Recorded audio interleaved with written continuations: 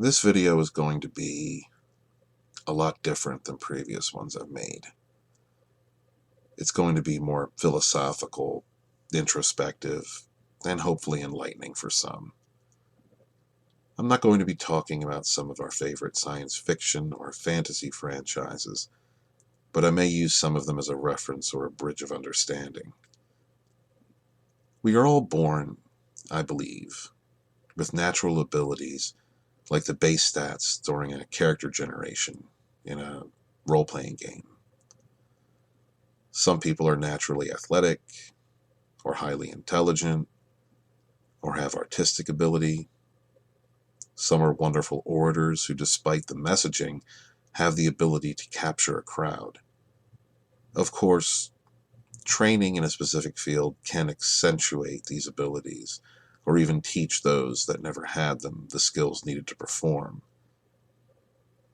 I myself was never really athletic, but I do have instinctual interests in some things like writing, history, some sciences, and a deep love for philosophy that, coupled with abilities some consider to be unnatural, that I have had since I can remember.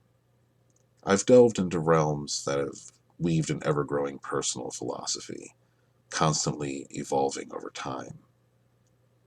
We choose to stop learning, and we should never stop learning on this earth until we hear the call to Valhalla. I remember the first time I read Lord of the Rings. I remember one of the things as a kid I looked forward to was watching the cartoon on holidays at my grandmother's house. This was well before I understood myself or who I was growing into. It wasn't until I watched the Peter Jackson Lord of the Rings trilogy, to this day some of my favorite movies, and watched Sir Ian McKellen's portrayal of Gandalf the Grey, that I felt a deep connection with a fictional character that had an impact on me as an adult. Up until this point, I had had, through circumstances or personal choices, a life that made me a very angry person, a dark one. All of my natural abilities were focused through this dark perception. And it wasn't until this time in my life that all the pieces of information that I had assembled over time began to come together. It was introspective. It was enlightening to look within myself and understand that there was light within, not simply this dark mass at the center of my character. The characters of Gandalf and Magneto, who had both been played by McKellen, resonated within me and allowed for a personal philosophy to develop that wasn't dark or light, but gray. I had been taught by religious institutions, overall culture, entertainment, that everything was two sides of a coin. But that's not true. That's a simplicity employed by those who know better to keep people they deem inferior thinking in unsophisticated terms. The world, we as a species, life, the ecosystem, the rotation of the planets around the sun. Everything in the natural universe is not two sides of a coin. It's not black and white. To simplify anything to those terms is a lie. And those that project that lie are either too stupid to realize it, or even worse, willfully ignorant and attempting to push that obliviousness onto others they believe lesser or too stupid to realize this natural conclusion. There have been some recent events within the peripherals of my day-to-day that disingenuous, bottom-feeding charlatans seeking to attain some meager amount of infamy have latched onto. I had decided several weeks ago to disconnect any association with such ilk, which has, I believe, been taken as egregious by these snake oil salesmen for daring to ignore definition toxic people, and has commenced an attempted bullying campaign. This is by no means the first time I've ever dealt with low, unevolved hate peddlers in my life, but the difference between then and now is quite simple. Ain't nobody got time for that! Quantum entanglement is a label for the observed physical phenomenon that occurs when a pair or group of particles is generated, interact, or share spatial proximity in such a way that the quantum state of each particle or the pair or group cannot be described independently of the state of the others, even when the particles are separated by a large distance. Along the road in my life, I have picked up several interests. As an intellectual who, admittedly, thinks outside the mundane regularly, I often seek advice from the natural world around me. Quantum theory is something that, more often than not, has explained relationships between we humans and the natural world around us. This is, in part, due to certain abilities I was born with to help bridge the gap between what I feel and what I see in the physical realm. One of these theories, that is again and again proven to be correct, is the theory of entanglement.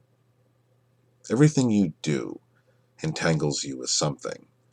Creating an electric bill, paying the bill, the exchange of service, entangles you with that company. That company is run by many people. Though the personal entanglement may weaken along the way, there is a level of codependence upon yourself and those working at the local office, to those in maintenance, all the way to the people working at the plant itself. You may never meet any of these people, but if one particular person in the right position doesn't do their job, it could affect your service. You're paying the bill, but the lights still go out. We are entangled with every single institution, facility, grocery store, martial arts class, co-worker, but most importantly, who we choose to have as personal relationships. Some entanglements can't be helped. You need to work. You need food. You need power. You need shelter. But one of the choices that we have in our leisure time is who we associate with. Who do we choose to let into our lives? And this comes in many levels too. What entertainment do you watch? What books do you read? What music do you listen to? Where do you get your news? All of which, no matter the personal proximity to the actual person or people involved, creates a connection. It creates entanglement. And that entanglement holds a codependent influence. A direct example of this would be the fandom Menace. Fans of various franchises, most notably Star Wars, had entangled themselves with this fictional universe for over 40 years, in some cases, over generations. This entanglement, in many, has deep roots into the very hearts of families and imaginations. Just like Star Trek or Doctor Who, or any of the other wonderful universes that capture the imagination. These fandoms are entangled in a codependent relationship that summons memory and emotion that those who do not have such deep attachments could never understand. Hence, we have those who say things like space wizards and laser swords. Those people are not entangled with the mythos. They have no attachment to it, only to themselves and their perspectives. The first time I listened to Jeremy Griggs, I felt a connection, a reflection of how I felt, and that emotional association became a subscription to his YouTube channel, Geeks+Gamers. This became an entanglement, and through his associations, further entanglements were created. They reached out not only by me, but by hundreds of thousands of people all coming together because they felt in the same ways. This became a living network of people who all felt betrayed by those who were running a franchise that we had all had previous entanglements with, who had created a company culture that not only ignored but spat upon this codependent relationship between franchise and fan. It was during the rise of this milieu of fandom that I was going through one of the darkest periods of my life, struggling to keep a roof over not only mine, but my son's head, to keep the lights on, to stay positive, to clothe and feed my child, and keep his emotional and mental health positive. The only voices that kept me going were with people I had never met, yet I was entangled with.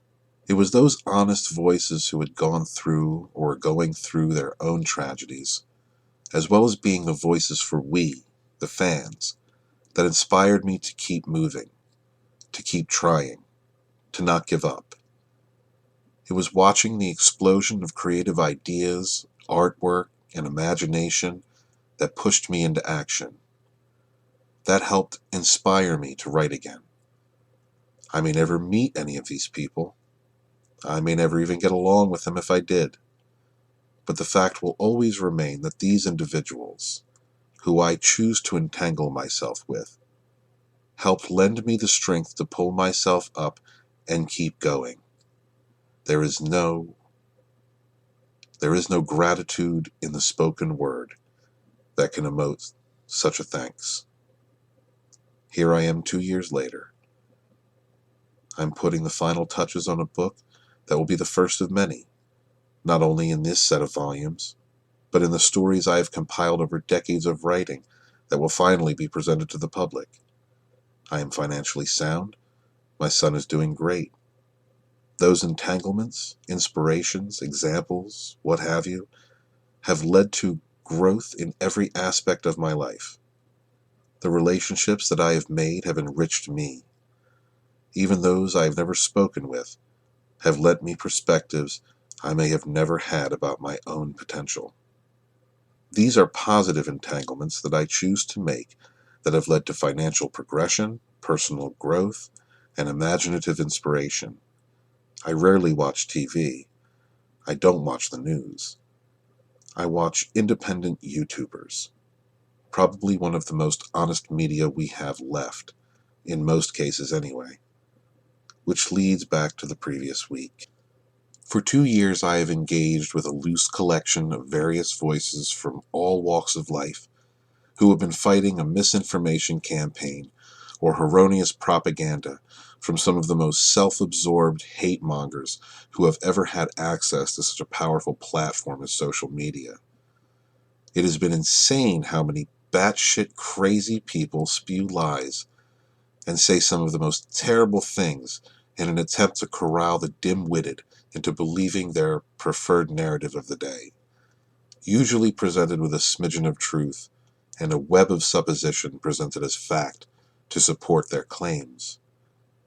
It is indeed true that I choose to entangle myself with some of these people for the purpose of exposing their hypocrisy.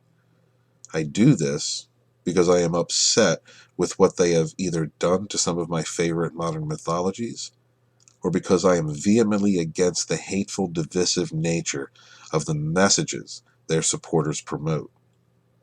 I am, in fact, monetizing them by exposing the nature of their lies. There is a purpose built upon a moral obligation to future generations like my children and grandchildren, as well as making money by doing something I believe in, building a brand, building a future as an independent creator. With success comes jealousy, and with that jealousy comes the basest of negative human reactions.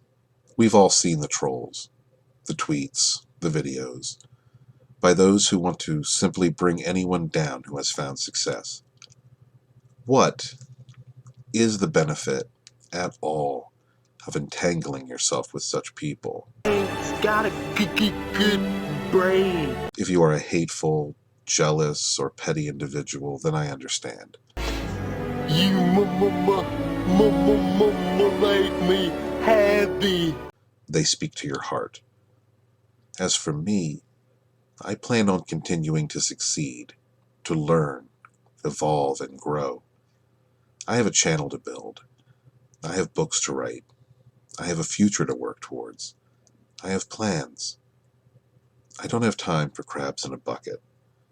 I don't have the time or desire to help feed the bottom feeders, the haters, the losers, or anyone that chooses to hold such company.